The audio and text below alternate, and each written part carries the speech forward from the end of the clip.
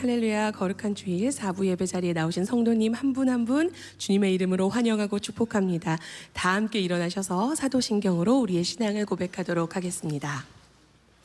전능하사 천지를 만드신 하나님 아버지를 내가 믿사오며 그 외아들 우리 주 예수 그리스도를 믿사오니 이는 성령으로 잉태하사 동정녀 마리아에게 나시고 본디오 빌라도에게 고난을 받으사 십자가에 못 박혀 죽으시고 장사한 지 사흘 만에 죽은 자 가운데서 다시 살아나시며 하늘에 오르사 전능하신 하나님 우편에 앉아 계시다가 저희로서 산 자와 죽은 자를 심판하러 오시리라.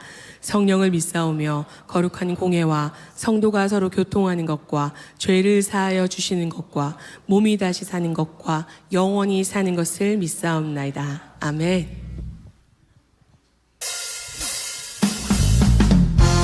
다 함께 박수 치시면서 우리를 이 예배 자리로 불러주신 주님께 감사의 마음을 가지고 기쁨으로 함께 찬양하며 나아가도록 하겠습니다.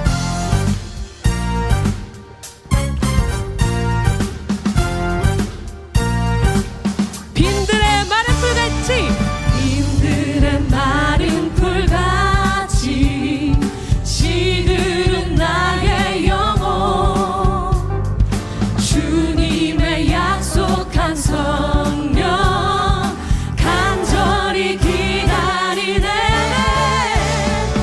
가물어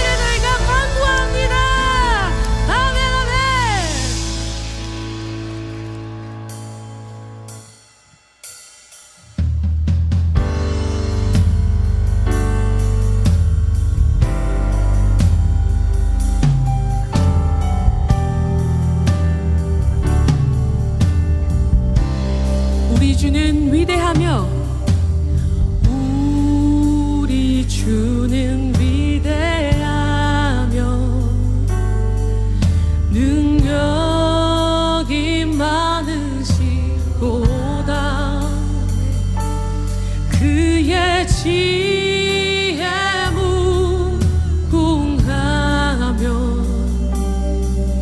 인자는 영원하도다. 아멘. 상한 자들 고치시며 상처를 싸매시도다. 별들의 수를 세시며 이름을 붙이셨도다. 그가 구름으로 하늘을 덮으시며 땅을 위하여 준비하시니 예루살렘아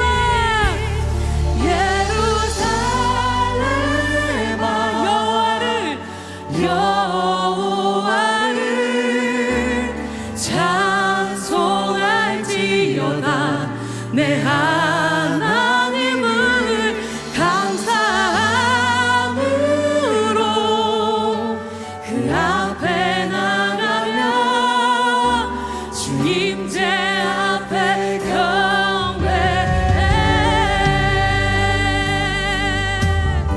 다시 한번 고백합니다. 우리 주는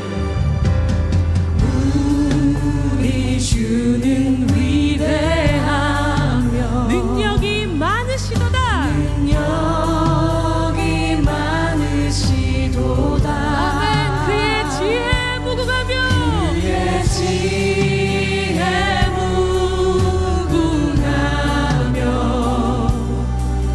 인자는 영원하도다.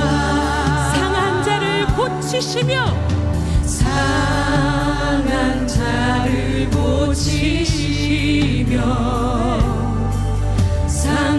상처를 싸매시도다. 별들의 수를 세시며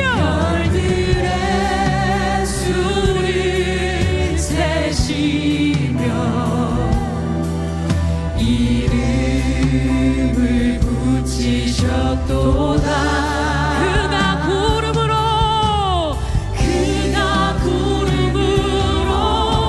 하늘을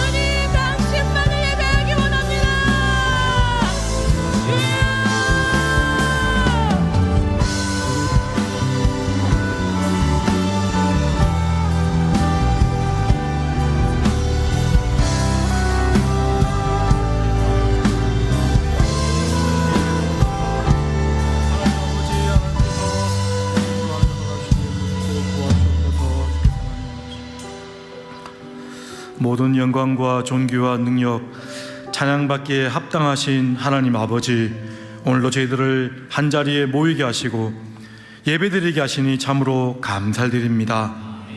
하나님, 한 주간 지은 모든 죄악된 마음과 행실을 주님 앞에 회개하오니 저희들을 받아주시고 더욱더 저희들 예수 그리스도의 십자가와 부활의 능력을 의지하여 믿음으로 나가게 하여 주시옵소서.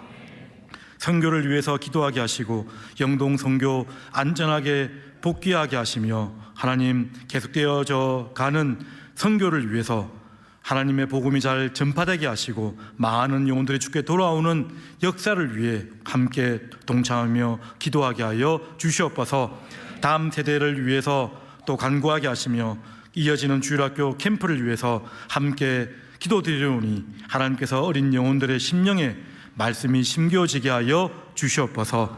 하나님, 우리 주님이 사랑하시는 우리 청년들 만남의 복을 더하여 주시고 하나님, 진로의 문이 열리게 하시며 특별히 하나님 앞에 더 헌신되어 섬기는 간사와 리더 또 많은 섬김의 일꾼들 하나님께서 권고하여 주시고 그 심령의 은혜를 더하여 주시사 더욱더 깊이 하나님을 경험할 수 있도록 하나님 도와주시옵소서.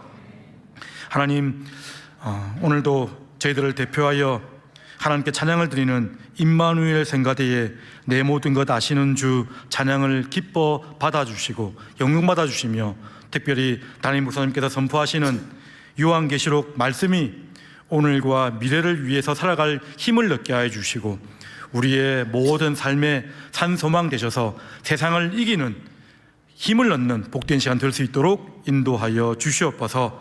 감사드리며 예수님의 이름으로 기도드립니다. 아멘.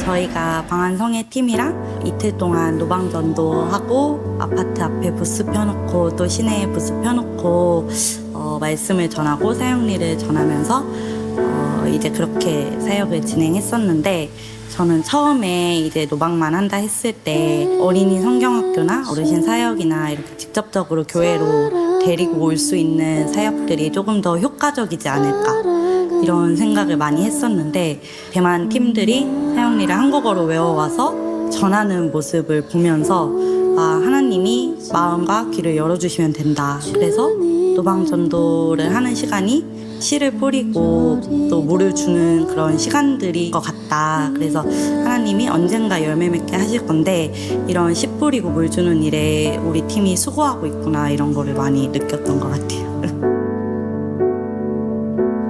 所以这一次是我第一次参加宣教，我觉得跟当地韩国的弟兄姐妹一起传福音，非常的开心，能够跟很多的不管是长辈或是小孩能够传讲耶稣的名字，我真的觉得上帝使用了我们，非常的开心，也求主继续的带领着我们，让更多的人能够认识上帝。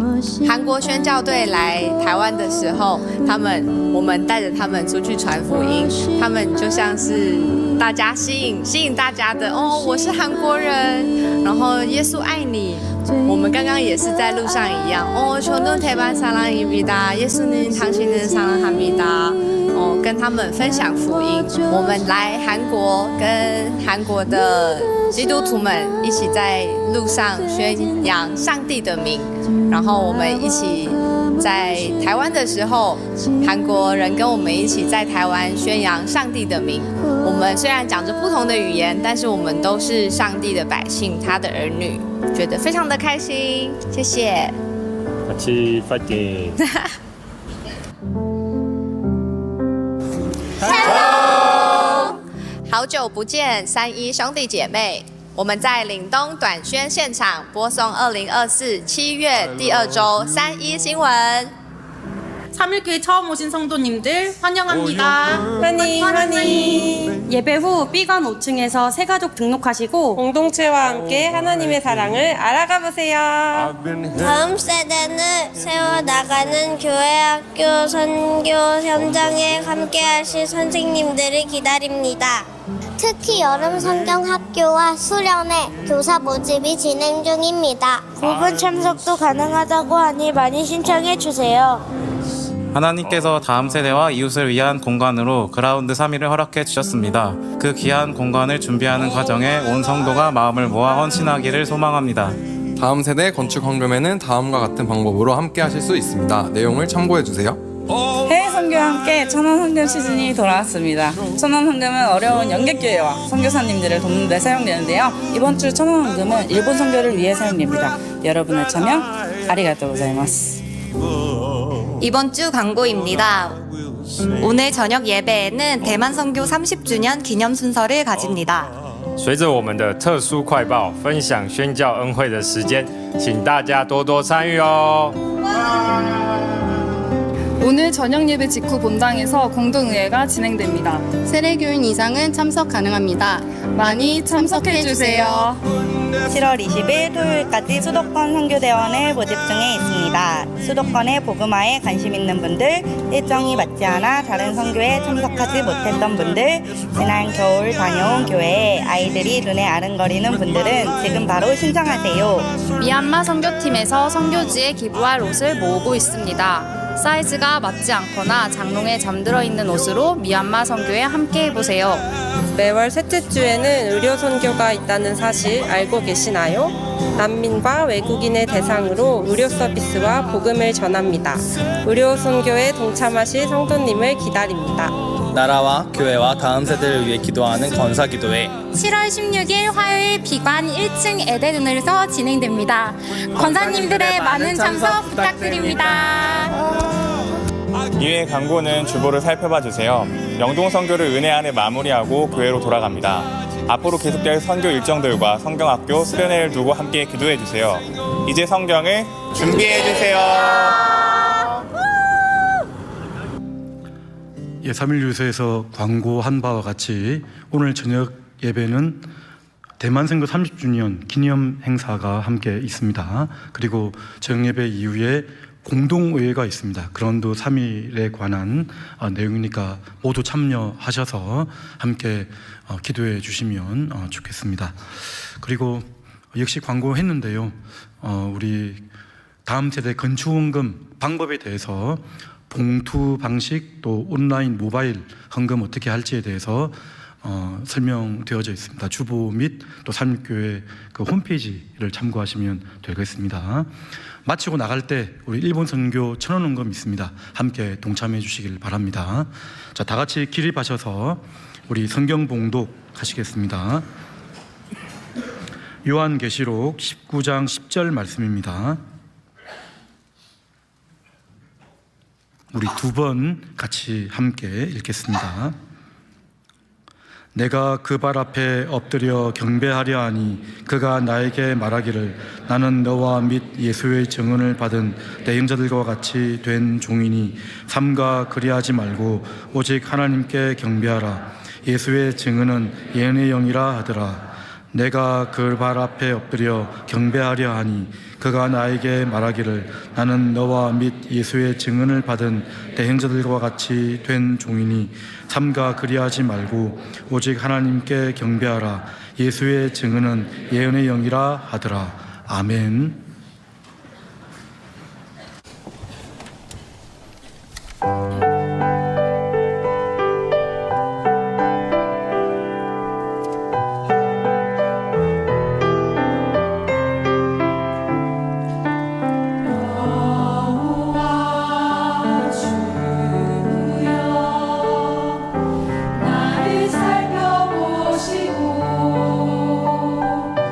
나의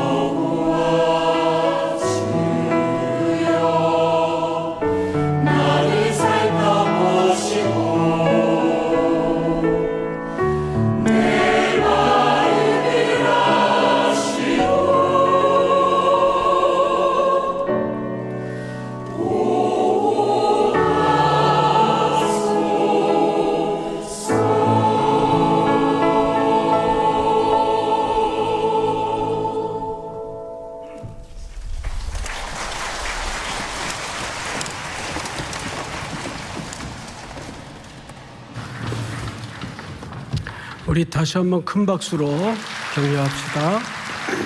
감사합니다. 우리 잠시 예배를 위해서 기도하겠습니다. 귀한 시간에 주의 복된 백성들을 이곳으로 이끄셔서 살아계신 하나님께 경배토록 큰 은혜 큰 복 주심을 감사합니다. 올려드린 기도, 귀한 찬양, 예물을 받으시옵소서.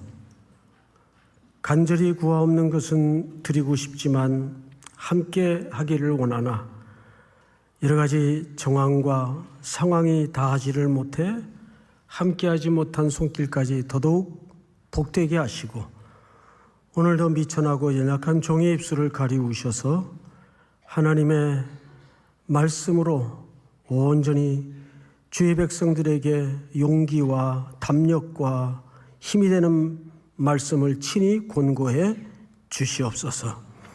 예수님 이름으로 기도드립니다. 아멘. 좌우로 인사 좀 나누십시다. 반갑습니다. 잘 오셨습니다.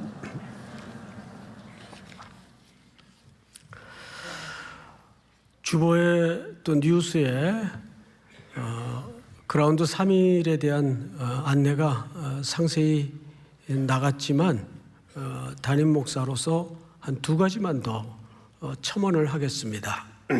첫째는 지난주 이제 서신 형식으로 전체적인 그라운드 3일에 대한 이해를 돕기 위해서 목회적 차원의 편지를 드렸더니 한 주간 내내 많은 분들이 이런 질문을 하셨어요. 어떻게 헌금을 하라는 얘기냐? 왜 강론을 얘기하지 않느냐? 맞습니다. 일부러 지난주는 강론을 말씀드리지 않았습니다. 왜냐하면 지난주 또 맥주감사 주일이기도 하고 해서 헌금이 좀 겹쳤습니다. 그래서 좀 부담을 드릴까 봐 강론은 말씀을 드리지 않았습니다. 그리고 이제 오늘 이제 그 상세한 내용을 좀 소개할 텐데 어떻게 드려야 되는가? 방법은 이미 말씀드린 대로 온라인과 또 건축원금 계좌로 또는 봉투로 하시면 됩니다. 말씀드리고 싶은 두 가지는 첫째, 작정이라는 개념은 안 하기로 했습니다. 그러니까 모두가 형편에 닿는 대로 그렇게 하시면 되는데 기간은 2024년 말까지입니다. 이렇게 이해하시면 좋을 것 같습니다.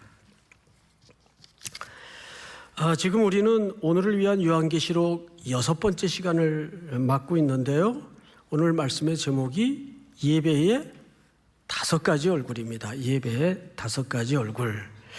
뭐 그 이상 있겠죠. 하지만은 굳이 좀 요약하고 집약을 하자면 한 5가지 정도로 예배의 모습을 소개할 수 있겠다. 이제 그런 차원이에요.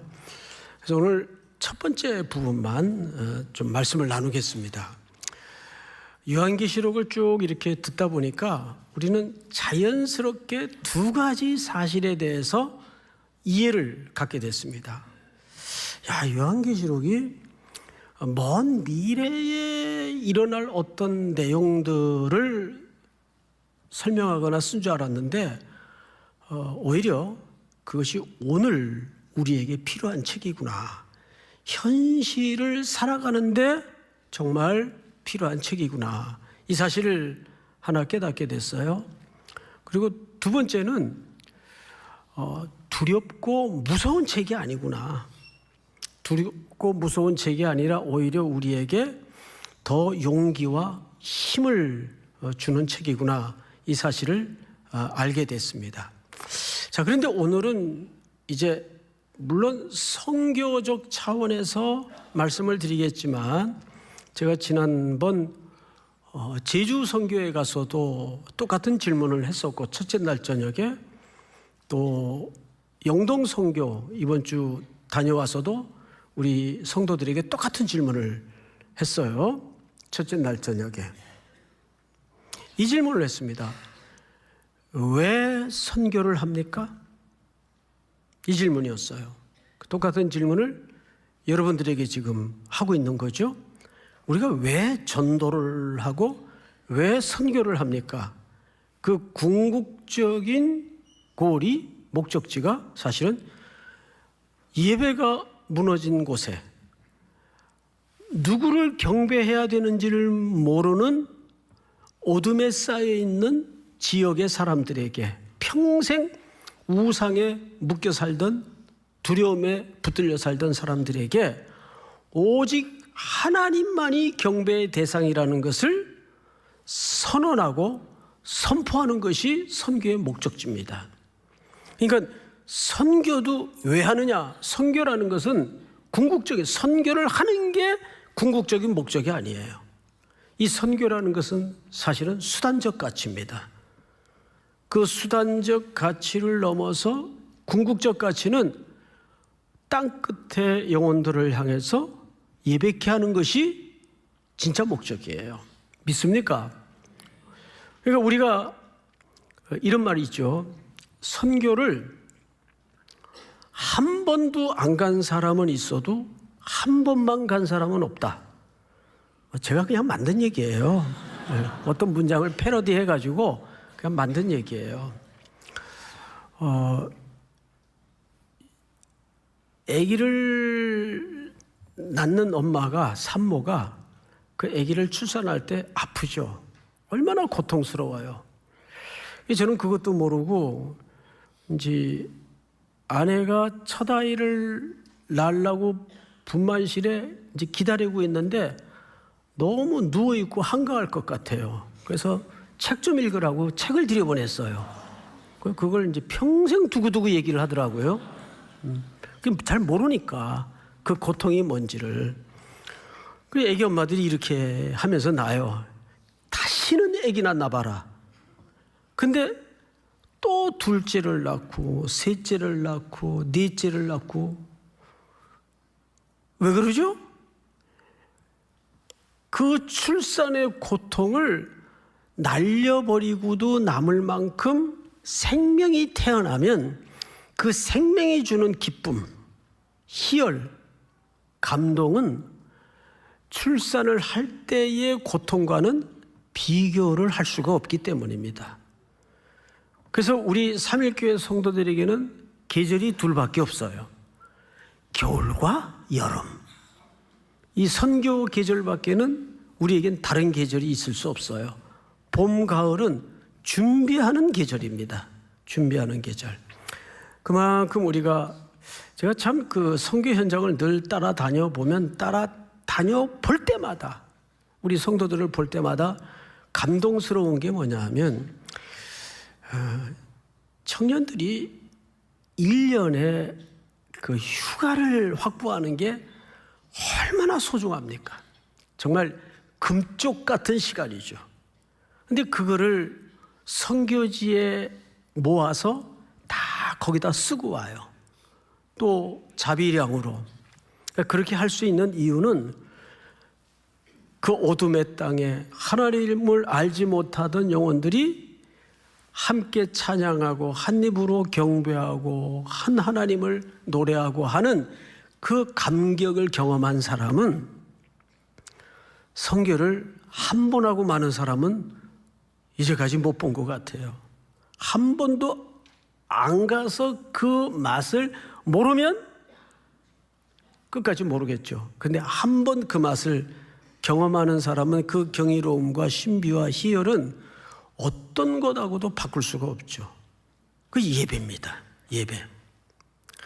그 어둠에 매여 있던 땅 끝에 이방 민족들이 하나님을 알게 되고 예수 그리스도를 영접하고 하나님 앞으로 돌아와서 오늘 처음 배운 찬양으로 목청껏 노래하는 모습을 보면 정말 감동이에요. 그 자체가. 우리가 그 일을 위해서 선교를 하는 것이고 전도를 하는 것이고 대가를 지불하는 것입니다. 그런데 성경을 이런 관점에서 쭉 읽다 보니까 깜짝 놀라는 게 뭐냐 하면 성경 전체는 예배가 주제입니다. 결국 인류의 타락은 무엇부터 시작이 됐죠? 예배의 혼탁과 무너짐으로부터 인류의 타락은 시작이 되었습니다. 400여 년 동안 애굽에 묶여 살던 이스라엘 백성들이 홍해를 건너 시내산에서 처음으로 배운 게 뭐예요? 하나님을 어떻게 경배하는가를 처음으로 배웁니다.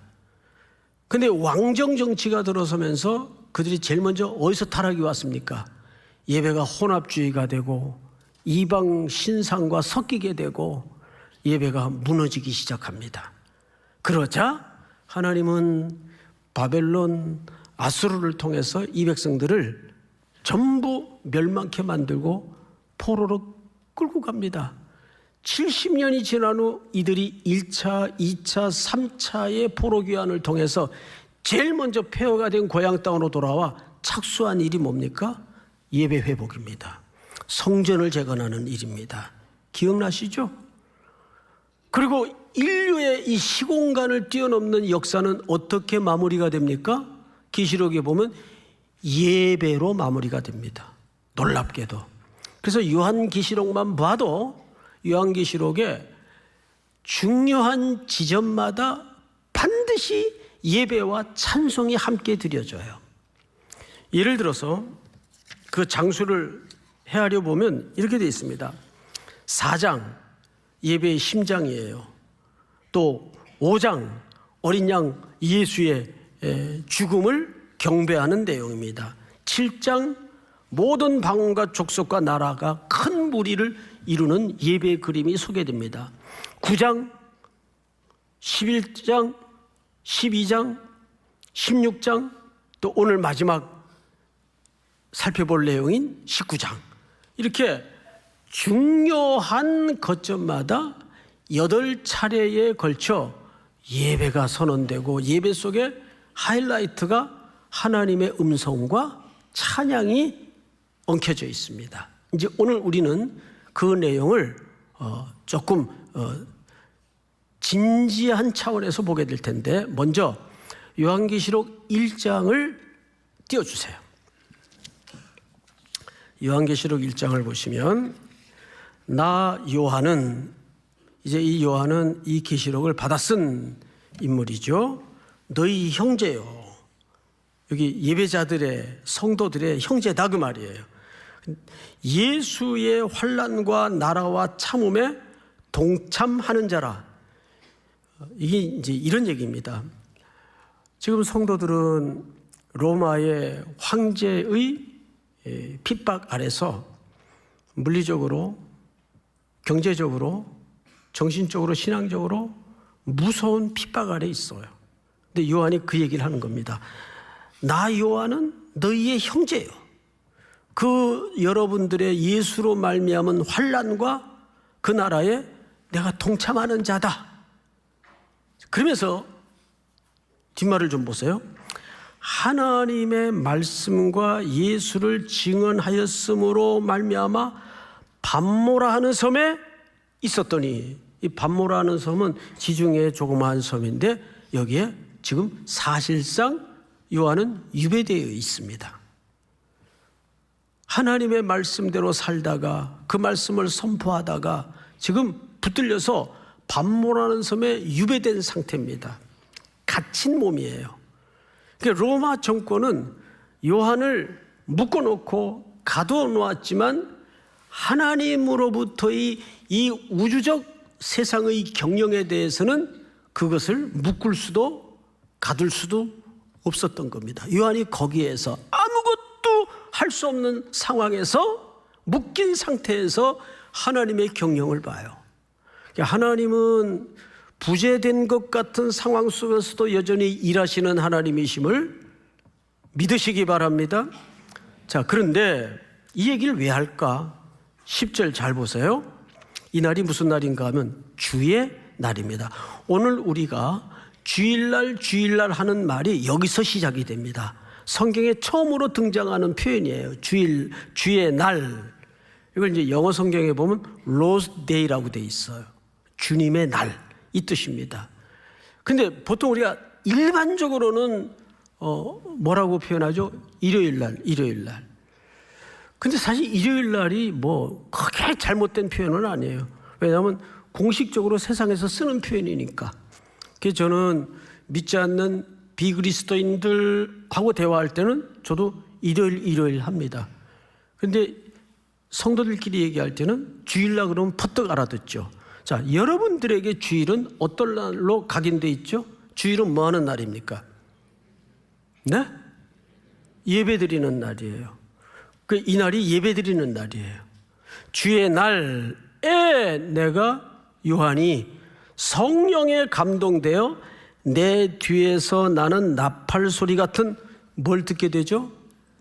큰 음성을 들으니 주일날 예배 드리는 날에 요한이 하나님께로부터 큰 음성을 들었어요.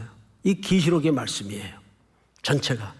자, 그런데 이 말이 굳이 오늘 이 이야기를 시작하면서 저와 여러분들에게 필요한 이유가 뭐냐 하면 놀라운 충격이고 놀라운 경이고 놀라운 신비가 이 속에 담아져 있기 때문입니다.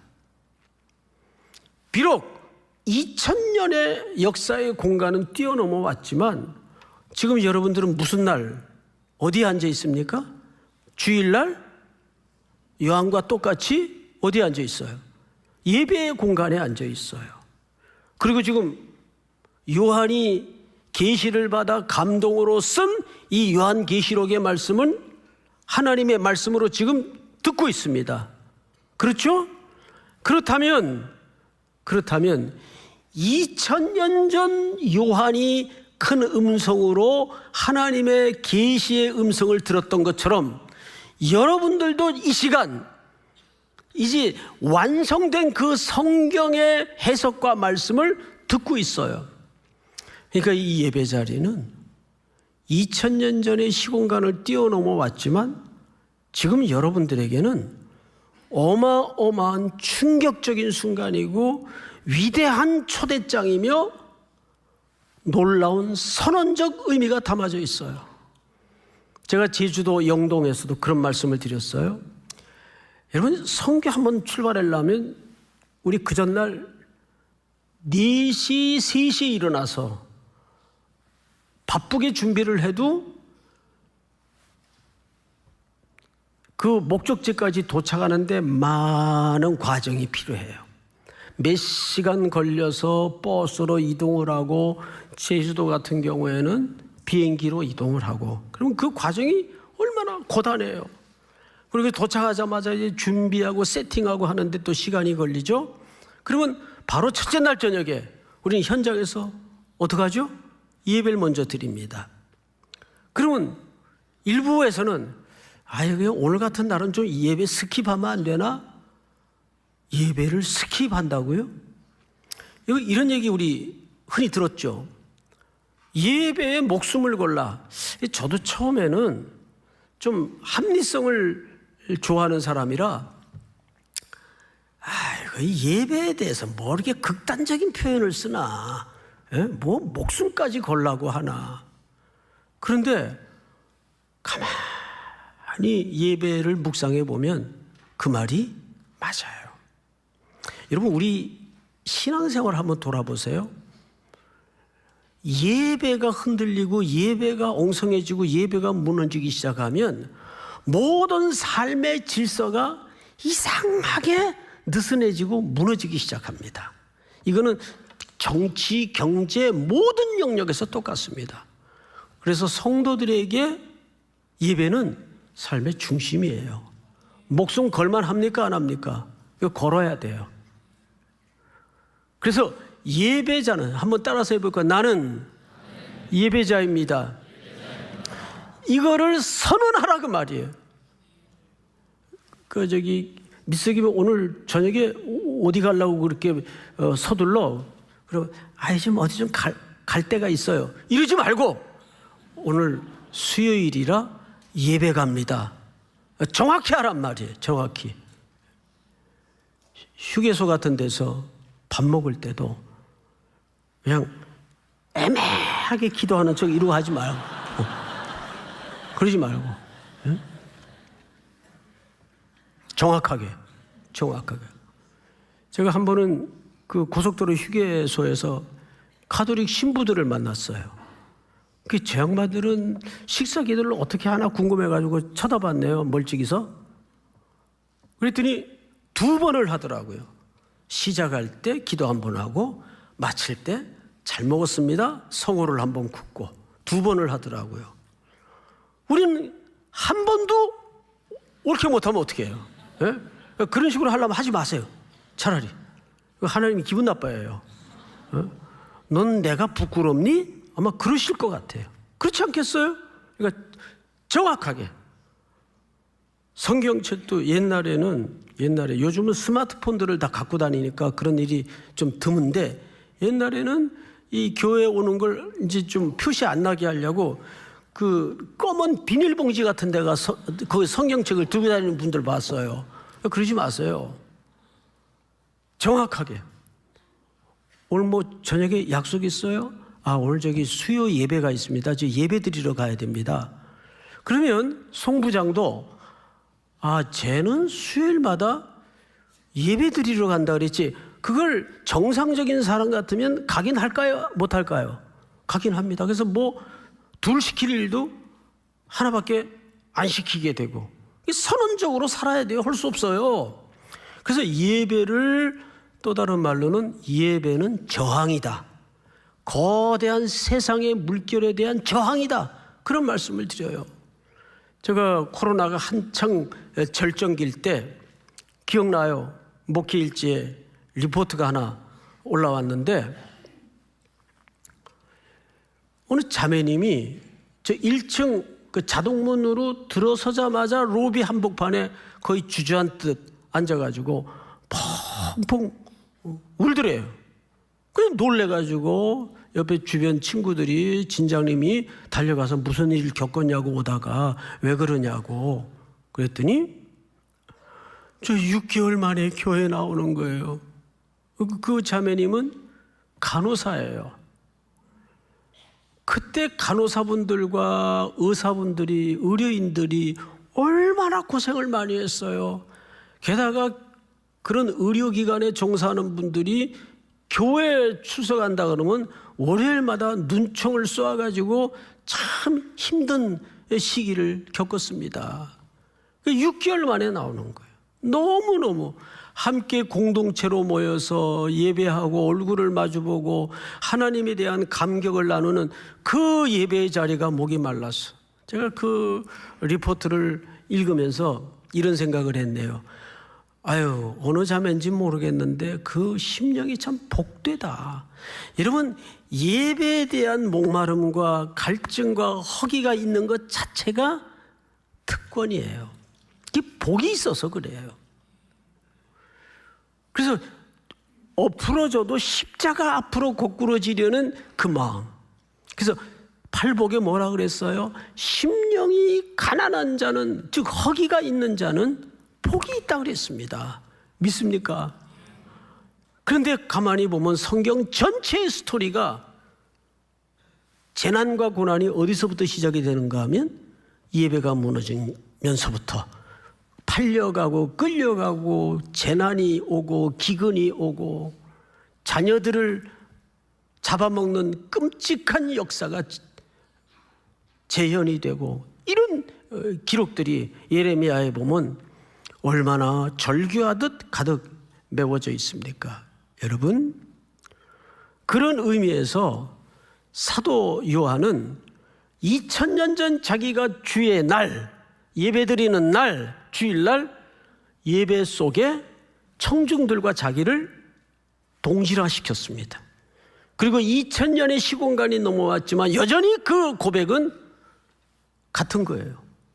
2000년 전 밤모섬에 아무것도 할 수 없이 유배되고 손발이 꽁꽁 묶여있던 절망 속에 놓여있던 요한이 본 하늘의 그림, 그 음성, 그 환상, 그 천사들의 찬양은 그 혹독한 시대를 살아가던 사람들에게 매우 큰 위로와 용기와 도전을 주는 말씀이었단 말이죠. 자, 그런 차원에서 이제 오늘 본문 19장 1절을 한번 보십시다. 2일 후에 자, 무슨 일 이유인가를 우리가 맥락에서 한번 찾아봐야 되는데 앞에 18장의 내용을 말하고 있는 겁니다. 18장 띄워주세요. 전체를 읽으면 딱 좋겠지만 시간이 허락하지 않으니까 우리 몇 가지 중요한 지점만 읽고 설명을 들으십시다. 그가 얼마나 자기를 영화롭게 하였으며 사치하였든지 이 땅에 하나님 없이 살아가는 사람들의 보편적 삶의 질서를 얘기하는 거죠. 그가 얼마나 자기를 영화롭게 하였으며 사치하였든지 그만큼 고통과 애통함으로 갚아주라. 그가 마음에 말하기를 나는 여왕으로 앉은 자요 과부가 아니라 결단코 애통함을 당하지 아니하리라 하니 하나님 없는 사람들의 그 자고함, 교만함을 이 세상의 모습으로 그려내고 있는 거예요. 다음 절. 자, 한번 같이 읽읍시다. 시작. 그와 함께 음행하고 사치하던 땅의 왕들이 그가 불타는 연기를 보고 위하여 울고 가슴을 치며 그들이 결국 마주칠 현실입니다. 심판입니다. 다음 절. 등불빛이 결코 다시 네 안에서 비치지 아니하고 흑암이 임한다 그 말이에요. 여러분 뭐에 이렇게 하나님의 말씀도 없고 경배하는 태도도 잃어버리면 뭐에 씌운 듯 이렇게 어둠의 세력에 묶여서 깜깜해집니다. 삶 자체가 컴컴해져요. 어두워져요. 그냥 어둠 속으로 몰락해 가는 겁니다. 등불빛이 결코 다시 네 안에서 비치지 아니하고 신랑과 신부의 음성이 결코 다시 네 안에서 들리지 아니하리로다. 신랑과 신부의 음성이 들리지 않는 것은 세상의 쇠락을 은유적으로 표현하는 겁니다. 너의 상인들은 땅의 왕족들이라. 그러니까 너랑 거래하는 사람들은 땅의 왕족들이라. 네 복술로 말미암아 만국이 어떻게 되었도다? 미혹되었도다. 그러니까 하나님의 지혜가 떠나면 이 세상의 욕망에 눈 어두워져서 자폭하고 자멸하게 되는 길로 가는데 그걸 본인도 모르게 빠져든다 그 말이에요. 아유, 저렇게 배운 사람이 저 정도 경험 있는 사람이 아니요? 하나님의 지혜가 없으면 갑니다. 그렇게 됩니다. 자, 이것이 음녀 바벨론으로 비유된 18장에 살던 사람들의 보편적인 이 땅의 모습을 소개합니다. 그런데 24절을 한번 보세요. 선지자들과 성도들과 및 땅 위에서 죽임을 당한 모든 자의 피가 그 성중에서 발견되었느니라 하더라. 무슨 얘기죠? 그 가운데에서 하나님의 원리와 하나님의 말씀에 순종하다가 손해보고 당하고 모멸 겪고 오해받고 모순 속에서 하나님의 부재 같은 시간을 보내면서 막막하게 죽임당한 하나님의 백성들을 그려내고 있는 거예요. 그리고 눈을 돌려서 19장 1절을 보세요. 1절. 2일 후에 그 그림을 본 후에 내가 들으니, 요한이 들었겠죠? 하늘에 허다한 무리의 큰 음성 같은 것이 있어 이르되, 그리고 이제 여기서부터는 그 하나님의 백성들이 부르는 노래의 가사입니다. 노래의 가사를 우리 찬양대원들이 한번 읽어주시기 바랍니다. 할렐루야서부터 2절 끝까지 시작. 할렐루야. 구원과 영광과 능력이 우리 하나님께 있도다. 그의 심판은 참되고 의로운지라. 음행으로 땅을 더럽게 한 큰 음녀를 심판하사 자기 종들의 피를 그 음녀의 손에 갚으셨도다. 가사의 내용이 두 가지로 소개를 합니다. 첫째는 할렐루야, 구원과 영광과 능력이 우리 하나님께 있도다.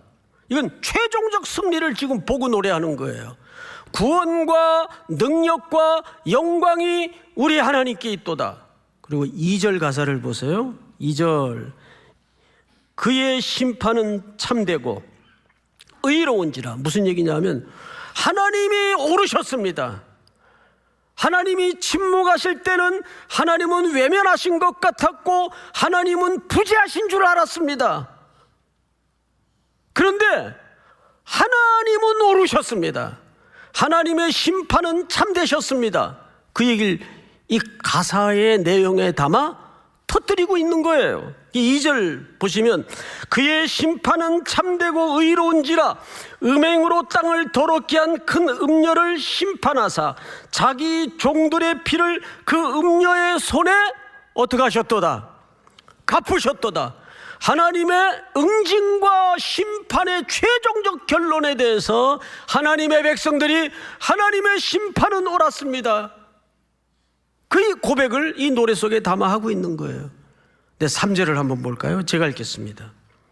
두 번째, 할렐루야 하니 그 연기가 세세토록 어떡하리로다? 올라가더라. 무슨 얘기일까요? 우리 요한계시록 5장에 보면 제단 밑에서 죽임당한, 억울하게 죽임당한 성도들이 신원하여 부르짖고 있어요. 왜 하나님은 아직도 침묵하십니까? 왜 이 원수들의 이 악행에 대해서 심판하지 않습니까? 그런데 이제 이 최종적 예배의 그림에서 뭘 보여주고 있어요? 하나님의 향기가 성도들의 기도와 함께 대접에 담겨져 올라가고 있는 그림을 보여줘요. 이게 올라가면 이제 그 대접이 쏟아집니다. 이건 뭐의 응답을 얘기하죠? 성도들의 평생 흘렸던 눈물 골짜기의 시간을 다 씻어주시고 갚아주시는 하나님의 정확한 응징을 노래하고 소개하고 있습니다. 그래서 주일마다 벌벌 기어서라도 하나님 앞에 와서 신음밖에는 터뜨릴 게 없는 너덜너덜하고 처절한 상황 속에서도 우리가 다시 한번 이런 말씀을 확인하고 하나님의 음성에 귀 기울이면서 그 최종적 성도들의 그 노랫소리와 가사에 담긴 그 희망과 위로의 말씀을 붙들고 다시 한번 이 힘을 북돋는 겁니다. 힘을 일으키는 겁니다. 주님이 옳습니다. 그렇게 하리라 믿습니다. 이것이 바로 예배의 그림이에요. 그래서 예배는 가장 핵심적인 두 가지 기둥이, 첫째는 뭐가 있어요? 하나님의 음성이 들려져요. 두 번째는 그 음성대로 역사가 어떻게 실현될 것인가를 온 하나님의 백성들이, 눈물 골짜기를 걸었던 주의 백성들이 찬양으로 가사로 노래하고 있습니다. 그러자 4절에 놀라운 하늘의 화답이 이루어지는데 4절을 보세요. 이제 화답송입니다. 또 24장로와 네 생물이 엎드려 보좌에 앉으신 하나님께 경배하여 이르되 아멘 할렐루야 하니 보좌에서 음성이 나서 이르시되 하나님의 종들 곧 그를 경외하는 너희들아 작은 자나 큰 자나 다 우리 하나님께 찬송하라 하더라. 위에서 화답성이 들려요. 오직 작은 자나 큰 자나, 즉 하찮은 인생으로 취급받았던 사람들이나 존귀한 모습으로 누렸던 사람들이나 똑같이 모든 천하 만민이 하나님을 경배하라 그 말이에요. 그런데 6절 한번 같이 읽어볼까요? 시작. 또 내가 들으니 허다한 무리의 음성과도 같고 많은 물소리와도 같고 큰 우레소리와도 같은 소리로 이르되 할렐루야 주 우리 하나님 곧 전능하신 이가 통치하시도다. 아멘. 찬양은 증폭되고 확대되어서 마지막에 보니까 할렐루야 우리 하나님 곧 전능하신 이가 뭐하시도다. 이 굉장히 조금 딱딱한 표현을 쓰긴 했는데 이 통치하다라는 말은 정말 좋은 말이에요. 물론 성경이 다 좋은 말이지만 이 말은 무슨 뜻인가 하면 거느리신다 그 말입니다. 우리의 인생의 홀 스토리를, 전체의 시간표를 하나님의 손에 얹어서 우리의 걸음걸음을 거느려 주신다. 제가 제주 선교 가가지고 우리 일청들이 대부분이었거든요. 일청들에게 이 거느리신다라는 의미를 좀 전달하기 위해서 제가 물어봤어요. 여러분 이 찬송 아세요? 그리고 이제 물어봤어요. 제가 예배 시간에 무슨 찬송이냐면 390장에 예수가 거느리시니 즐겁고 평안하구나.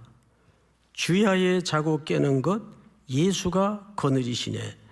주날 항상 돌보시고 날 친히 거느리시네. 주날 항상 돌보시고 날 친히 거느리시네. 그 가사만 불러주면 모를 것 같아서 제가 직접 불러주기까지 했어요. 예수가 거느리시니 즐겁고 평안하구나. 난 그러면 쫙 따라 나올 줄 알았어요. 에? 그런데 싸 하더라고요. 그래서 제가 놀래가지고 이거 몰라 그랬더니 모른대요. 깜짝 놀랐어요.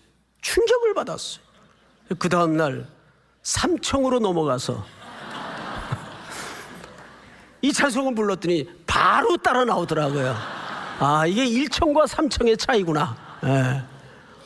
그래서 3청에 가면 더 공감대가 커요. 그리고 1청이 웃는 포인트와 3청이 웃는 포인트가 달라요. 예. 그 1청은 엉뚱한데 자꾸 웃더라고요. 근데 3청은 탁탁 포인트가 맞아요. 무슨 말을 하는지 나도 지금 잘 모르겠지만 어쨌든 여기 성경을 보시면 통치하신다는 말은 하나님이 어떻게 하신다는 얘기라고요? 거느리시다. 거느리시다. 할렐루야. 그래서 오늘 돌아가는 길에 푸사를 다 또 바꾸세요. 주께서 거느리신다. 너무 좋은 말씀이에요. 거느려 주시는 하나님. 믿습니까? 그러니까 하나님은 때로는 침묵하시는 것 같고 때로는 부재중이신 것 같지만 아니에요. 그 속에서도 인간의 불목과 반역과 배반을 뚫어내고 하나님은 하나님의 일을 하고 계시는 분이심을 믿으시기 바랍니다.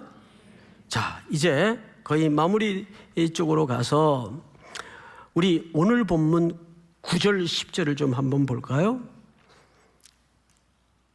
천사가 내게 말하기를 기록하라. 어린 양의 혼인잔치에 청함을 받은 자들은 복이 있도다 하고 또 내게 말하되 이것은 하나님의 참되신 말씀이라 하기로. 그러니까 예배는, 자, 앞을 잠깐 보십시다. 그러니까 예배는 하나님의 초대장을 받는 특권입니다. 내가 너를 지명하여 부른 자에게만 이 예배가 초대됩니다. 사람들은 그렇게 얘기를 하죠. 아니, 나는 뭐 예배 드리고 싶은 마음이 없는데 그냥 3일교회 나한테 돈고 간 사람이 거기 다닌다 그래서 찾으려고 왔다. 여러분, 그것도 사람이 인위적으로 예배당에 이렇게 문턱을 넘어서 아무리 돈을 꽂았더라도 올 수가 있는 게 아니에요. 그 하나님이 이끌어 오시는 거예요. 예? 거기에 어느 아름다운 자매가 거기 다닌다 그래서 한번 보러 왔다. 그것도 자기 인위적으로 오는 게 아니에요. 하나님은 우리의 갖가지 불순한 동기와 모든 의도를 솥에다가 넣어가지고 하나님의 만난 선으로 바꾸시는 실력과 지혜가 있는 분이에요. 믿습니까?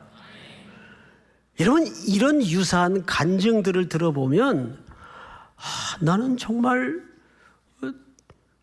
돈 받으려고 왔다가 예수를 믿게 됐다고, 뭐 이런 사람부터 또 어느 사람은 도망가서 하필 도망간 데가 기도원이에요. 거기서 또 예수를 믿게 되고, 또 부도가 나서 감옥에 들어갔는데 감옥에 건축하다가 들어오신 목사님을 만나가지고 또 예수를 믿게 되고.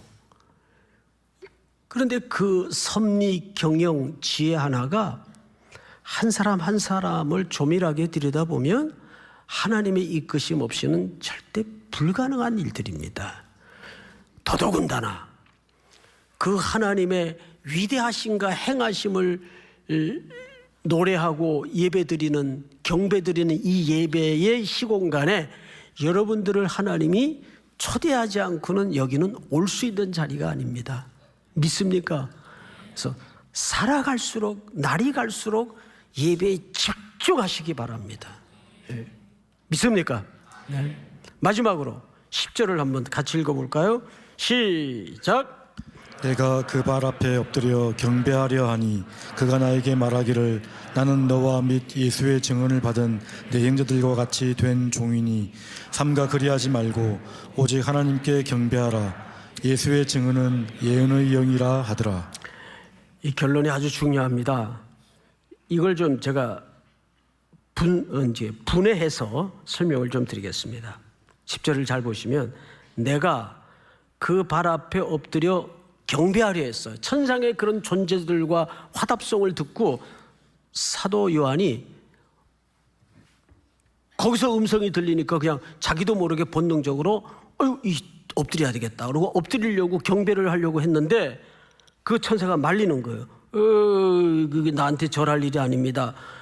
그가 나에게 말하기를 나는 너와 및 예수의 증언을 받은 내 형제들과 같이 된 종이니 당신들이나 우리나 다 하나님의 종에 불과합니다. 그러면서 이런 얘기를 해요.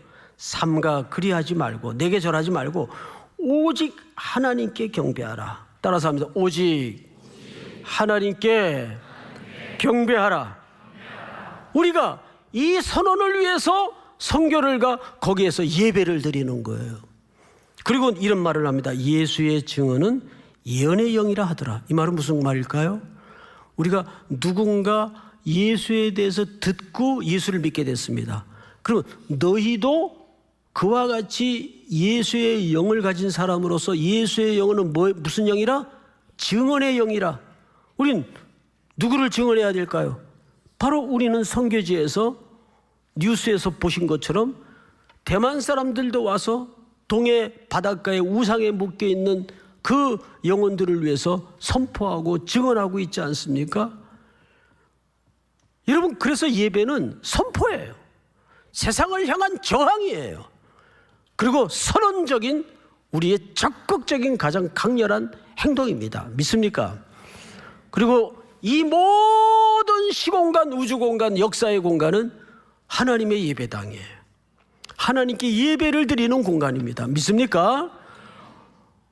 여러분 사는 날까지, 하나님 앞에 붙들린 그날까지 온 삶이 하나님 앞에 제단에 드려진 제물로 예배자로 서는 나는 예배자입니다. 이 선언이 일상에서 뚝뚝뚝 흘러넘치기를 주의 이름으로 축복합니다. 다 일어나십시다.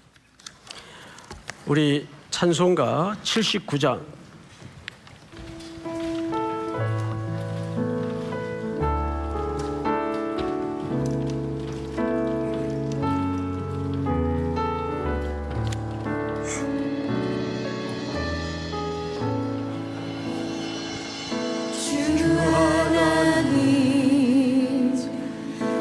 지으신 모든 세계 내 마음속에